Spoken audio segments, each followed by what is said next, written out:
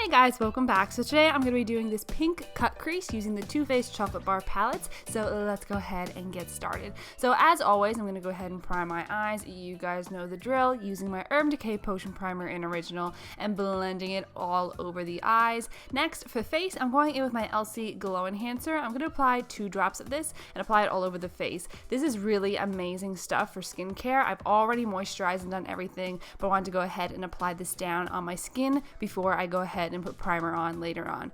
So like I said, I'm going in with my Too Faced Chocolate Bar palette, which I haven't used I think on my channel ever. So first I'm going in with the shade White Chocolate. I'm going to take a fluffy angle brush and apply that as my brow bone highlight, pressing it in right underneath the brow, and then I'm going to go ahead and blend it down into my eye look.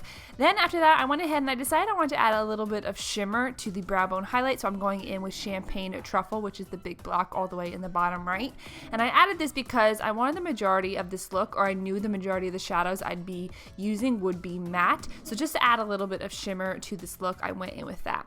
Then going in with Salted Caramel, and I'm taking my Smashbox fluffy brush, and I'm going from outer corner to inner corner, and this is going to be our transition shade. I am applying this shade a little bit higher than I normally do because we will be doing a cut crease today, and being that the cut crease will be above our natural crease, I am going to be bringing the transition shade up a little bit higher so that everything blends together in the end.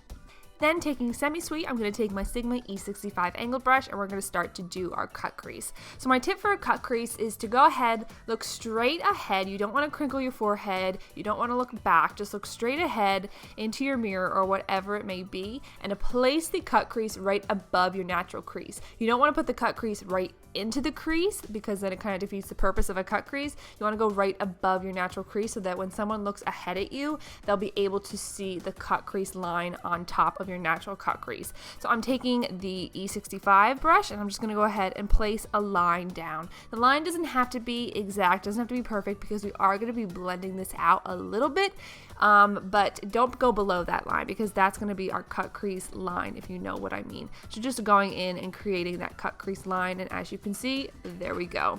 Then I'm going to take the best blending brush ever by Sigma, which is the best for cut creases, and this is the E45. As you can see, it has a tapered end to it, so it's perfect for blending right onto that cut crease line. So going back and forth with that same Semi-Sweet shadow, I'm going to go back and forth and just blend this cut crease out. But the thing with the cut crease is you don't want it to be extremely blended because the point of a cut crease is you want it to, the line to be extremely cut and a little bit harsh, I guess, at times. But the thing about this brush is it has that tapered end to it, so it will blend right on top of that line that you want with the cut crease. So going back with that Semi-Sweet shade, like I said, I'm just going back and forth, getting the blending to my liking. I really kind of mainly like to blend right above the line, but just going back and forth and blending it out, and then going in with my transition shade brush. I didn't have any excess product on this. I'm just going back and forth and blending it out even more. Then going in with the shade Triple Fudge, I'm taking the same E65 brush, and this is where I'm going to define that cut crease line even more. So this is where you want to make your line as precise as you want. As you can see, I'm really going in slow, and as you can see, I just went in from really light to a little bit darker and darker, and this is what's going to make the cut crease line even darker and seen more, because as you can see on the right eye, being that it's nice and blended, you can't really tell it's a cut crease, but this dark shadow really makes it a cut crease, if you guys know what I mean. So I'm just going in and, like I said, creating that line all over again, and then I'm going back in with my E45 brush, as you will see me do in 1 second, and I'm going to go ahead and blend this shadow out a little bit more, pretty much like we just did with the Semi-Sweet eyeshadow color. I do want to point out too a quick tip. As you can see, my hand is all the way at the end of my brush, and I am blending so softly with this cut crease color because, like I said, you want a cut crease to be blended but not too blended. So I am going very, very lightly with the blending, just going back and forth.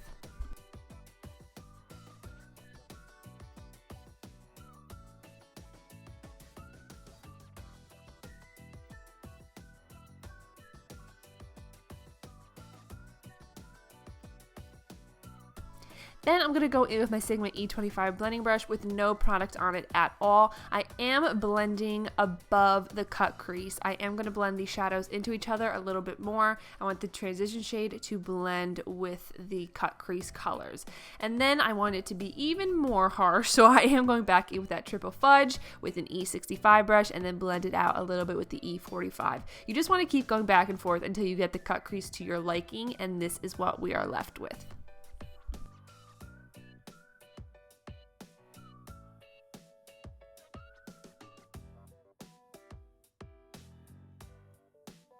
Now to go ahead and do the lid shade. So I'm going to go in with my MAC Pro Longwear Concealer in NW20. I'm going to go ahead and apply this all over the eye. As you can see, I actually did go ahead. I used the pink that was in the regular chocolate bar palette that I've been using, and I felt like it was really too pink. So now I'm going ahead and doing a different pink with you guys. So as you can see, I'm applying that concealer all over the eye. Make sure you don't go above that cut crease that we just put down. You want to keep it right on that line. And again, this is going to cut your crease even more. So patting that all over, and then I'm going to go into the chocolate bar, the semi-sweet one, and take this shade right here. I believe it's called, is it Pink Frost or Pink Icing or Pink something? I'm going to go ahead and apply that all over my lid using my MAC 242 brush, sorry. And that gives it a really nice, soft, really nice, just soft pink. I really love the way it turned out. Of course, you can use the pink that is in the original chocolate bar palette that we've been using, but I just felt like it was more of a brighter pink, and I really wanted it to be nice and soft, so that's why I changed it up and I went into the semi-sweet palette with this pink. Off camera, I went ahead and did my winged liner. I used my Inglot gel liner in number 77 with my Sigma E06 brush.